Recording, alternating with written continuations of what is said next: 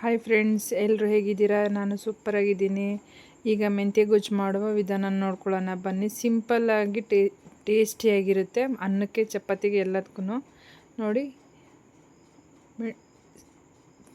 First ಬಾಣಲೆಲಿ ಒಂದು ಸ್ವಲ್ಪ ಜೀರಿಗೆ ಮೆಣಸು ಹಾಕ್ಕೊಂಡು ಚೆನ್ನಾಗಿ ಪೆಪ್ಪರ್ ಆ ಥರ ಕಲ್ಲಲ್ಲಿ ಪೌಡ್ರ್ ಮಾಡಿಕೊಂಡು ತರಿಯಾಗಿ, ಈಗ ತೆಂಗಿನಕಾಯಿ, ಹಸಿಮೆಣಸಿನ್ಕಾಯಿ, ಹುರ್ಗಡ್ಲೆ ಇಷ್ಟು ತರಿಯಾಗಿ ಅದನ್ನು ರುಬ್ಕೋಬೇಕು. ಆ ಥರ ನೀರು ಹಾಕ್ಕೊಳ್ದಿದ್ದ ರುಬ್ಕೋಬೇಕು. ಈಗ ಬಾಣಲೆ ಇಟ್ಟು ಎಣ್ಣೆ ಹಾಕ್ಕೋಬೇಕು. ಎಣ್ಣೆ ಕಾದ್ಮೇಲೆ ಸ್ವಲ್ಪ ಮೆಂತ್ಯ, ಜೀರಿಗೆ, ಕರಿಬೇವು, ಸಾಸಿವೆ ಈ ಮೂರು ಚಿಟ ಅನ್ನೋ ಗಂಟ ಮೆಂತ್ಯ ಸ್ವಲ್ಪ ಬ್ರೌನ್ ಕಲರ್ ಬರೋ ಗಂಟ ಫ್ರೈ ಮಾಡ್ಕೋಬೇಕು.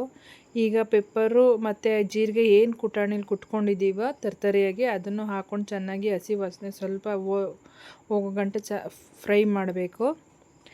ಆಮೇಲೆ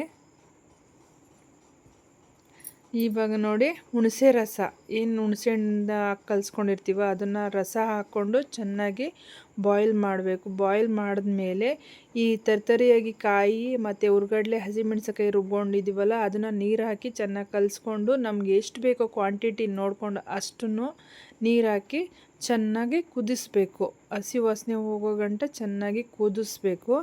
ಕುದ್ದಾದಮೇಲೆ ನೋಡಿ ಈ ಥರ ಗಟ್ಟಿ ಆಗುತ್ತೆ, ಗಟ್ಟಿ ಆಗ್ತಾ ಇರ್ತದೆ. ಅದಾದಮೇಲೆ ಉಪ್ಪು ರುಚಿಗೆ ತಕ್ಕಷ್ಟು ಉಪ್ಪು ಹಾಕೋಬೇಕು.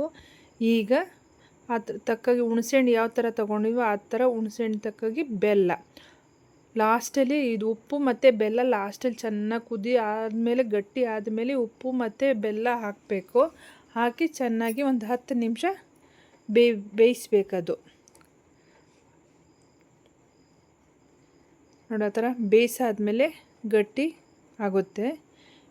ಇದನ್ನು ಅನ್ನಕ್ಕೆ ಮತ್ತು ಮುದ್ದೆಗೂ ಆಗುತ್ತೆ. ಮೆಂತ್ಯ ಮುದ್ದೆ ಅಂತ ಮಾಡ್ತೀವಿ ನಮ್ಮ ಕಡೆ, ಅದಕ್ಕೂ ಒಳ್ಳೆ ಸೂಪರ್ ಕಾಂಬಿನೇಷನ್ ಇದು. ನೋಡಿ ಆಗಿದೆ.